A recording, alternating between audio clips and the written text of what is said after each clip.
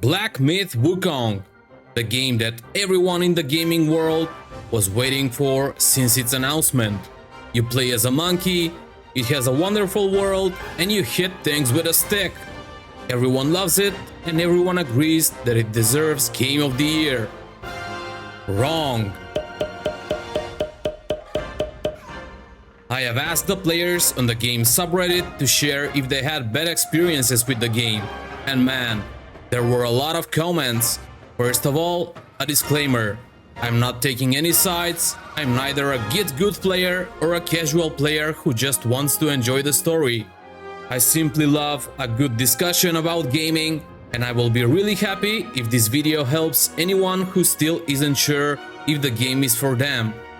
Let's start with the most talked about one, the invisible walls. For a game in 2024, this game sure has a lot of invisible walls. You're a happy monkey who wants to explore the world, and suddenly you're stuck running in place. This thing is considered a thing of the past for most open world games, so I understand how it can make some people, let's say, emotional. For others, this isn't an issue at all, as some people enjoy a more linear experience where they can go from boss to a boss and hit things with a stick and then put their hand in ice because of all the dodging. However, people feel that sometimes they are being led into an invisible wall, and it doesn't feel great at all when that happens, as it gives them the idea that the developers wanted to give some sense of exploration and discovery, but in a completely misleading way. Let's proceed with the second one, the lack of a minimap. Some people reported issues with being lost when trying to get to a new place or revisit an old one. It happens to me as well from time to time, if I'm being honest, so I completely understand where they're coming from. However, as we already know, this game can get really hard, so much that it reminds many people of a Souls-like game, and those don't have a map. Running around can feel like being in a maze, and it can get frustrating, so a minimap could be a solution. I've already seen that some modders are already working on adding it in the game, and there are already maps online that can help, but in the end, it isn't a part of the base game. Speaking of getting lost, let's get to the next one, the level design. Related to the previous one about the minimap, people are saying that the level design is lacking. It confuses them and causes them to lose their way, and that if the level design is better, there wouldn't even be a need for a minimap or a full-scale map. This is also connected to the invisible walls and people reporting that they are being led into them. It's often not clear whether you can climb something or go a certain way, so you end up doing the Skyrim mountain climbing unsuccessfully, and that feels like a defeat to God gamers. Why does a mountain exist if I cannot climb it? Anyway, let's get back to it. People also say that certain sections are unnecessary and only cause confusion on where to go, so that's about it. Personally, I think it can be better, but I'm happy with it in general. Let's not forget, this studio made this amazing game and managed to capture the great Journey to the West story, all while creating the enormous number of 91 unique boss fights.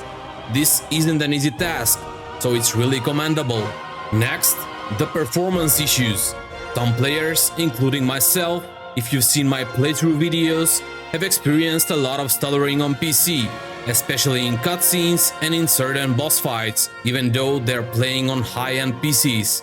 Now, I won't pretend like I know what causes this. All I know that the game is using Unreal Engine 5, and it could be that it still needs polishing. There aren't many games yet made with it, so something like this is understandable. For me, it wasn't game-breaking at all, as I have been gaming on potatoes in the past, and Low Spec Gamer was my most visited channel on YouTube. Whatever happened with that guy? Anyway, while PC players are mostly reporting minor stuttering, the PS5 players are not having a great time, sadly. Apparently, they cannot reach 60 FPS at any point, and they assume that it's because of the PS5 not having latency-specific features that are only available on PC, such as NVIDIA Reflex or AMD Anti-Lag. I would say give the developers some time. I'm sure upcoming patches will make things better. After all, remember when Cyberpunk came out? That's right, give them some time. Let's go to the camera angles. You've seen the bosses, almost all of them are gigantic. Some fights could use better camera angles, especially in some tight areas. One boss that comes to mind is the Mad Tiger, a secret boss in Chapter 2, where you fight him underground. That guy is not just mad, he's insane, and he's moving fast all the time, so it's easy to end up stuck against a wall while dodging. It felt like I was tanking a big boss in World of Warcraft. All I could see are big legs and the occasional ball. People are also reporting bad camera angles with some other bosses, while praising others like Fuban, where you feel like a monkey gladiator throughout the fight. Again, modders are working on camera mods, but it's possible that upcoming patches can add better angles in certain fights. Now for a big one, more difficulty modes. This is a hot topic these days. The hype for the game is huge, so understandably, many people bought it and reality hit them when the blue baby's head hit them and killed them many times. How to progress? Is there an easy mode? Is this a FromSoft game? These are some of the questions asked by players. It's true, the journalists were explaining this game as if it will be a God of War difficulty one, while others focused on more important things. Anyway, I completely get it. Some people simply want to enjoy a story without getting beaten over and over again by bosses until they delete and refund the game. Some people like me, who've never really played Souls-like games, decided to push through for the sake of the story and started getting the hang of it.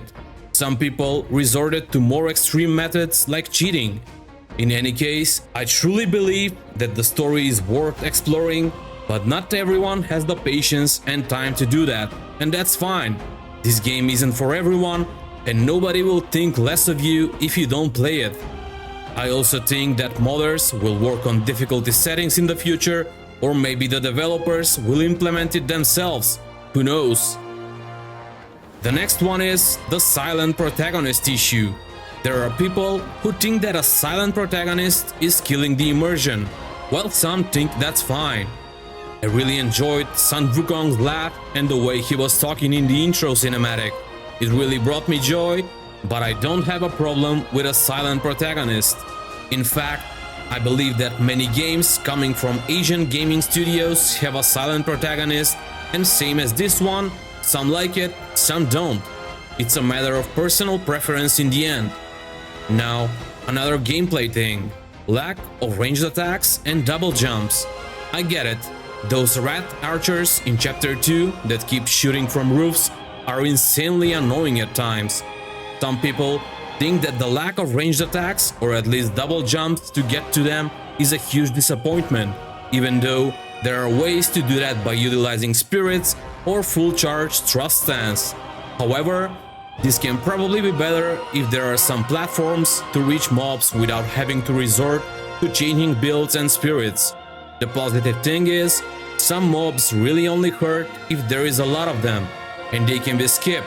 So personally, I am fine with or without a way of reaching them. Also, if you finally somehow get to them, you already took it personal and you can beat them in style like they deserve. The lack of parry in the game is the next one. This is mostly an issue with people coming from Souls-like games, and since I already mentioned that I haven't really played any of those, I cannot give a meaningful opinion. All I know is that the rock solid spell is kind of like a parry, but it angers some people because it uses mana, which isn't really replenishable. This can be made better by using the copper pill Gourd Soak, which allows you to cast the next rock solid for no mana cost after using the gourd. I guess the game has its own mechanics and isn't trying to copy other games, which I personally respect. Also, the enjoyment you get when you correctly use the rock solid spell is amazing. Next, another big one: input lag and hitboxes. The issue with input lag is real on PC, but PS5 players apparently have it worse. Imagine fighting a boss you have him down to 5% health, you try to dodge or heal yourself to finally land the finishing blow, and the input isn't registered. You keep smashing the button and you lose focus trying to make it work while the boss is already smashing you to death. It can be really frustrating. I only had issues with using medicaments once or twice, but for others, there have been worse situations, and I understand the disappointment, as it isn't their fault.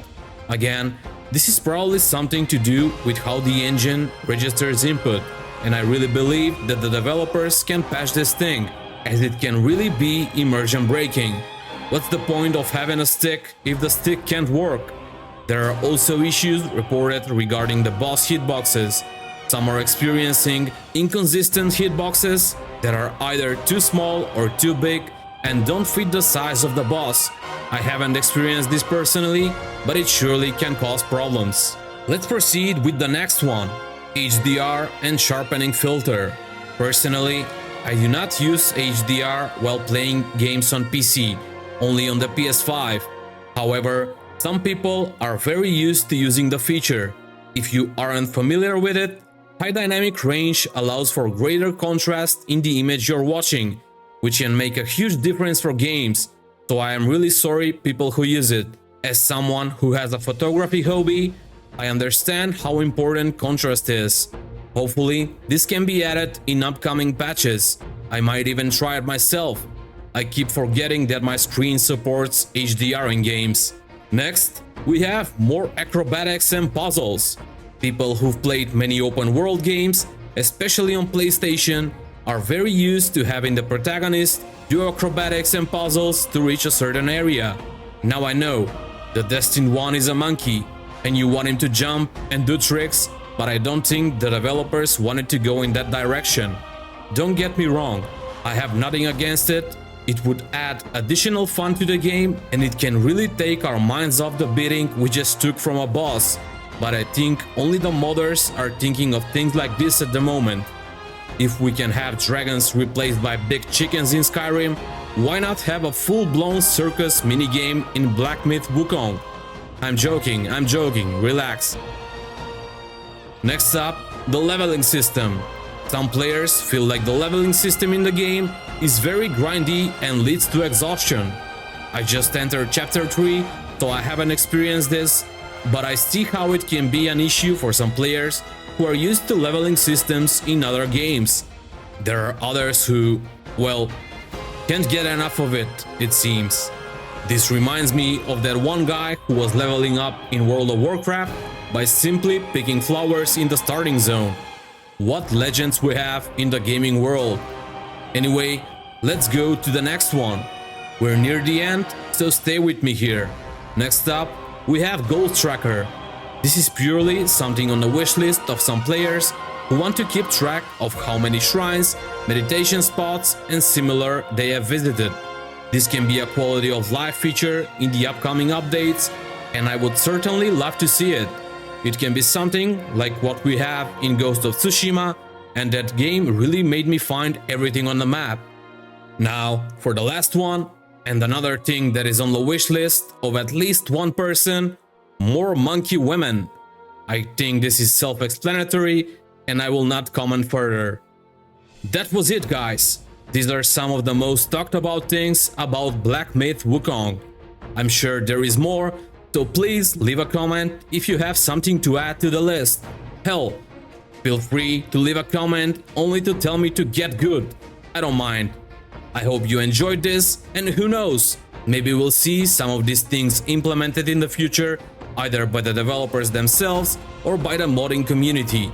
Anyway, please subscribe to the channel if you want to see more Black Myth Wukong or any of my other content. Thanks for watching, and I'll see you in the next one.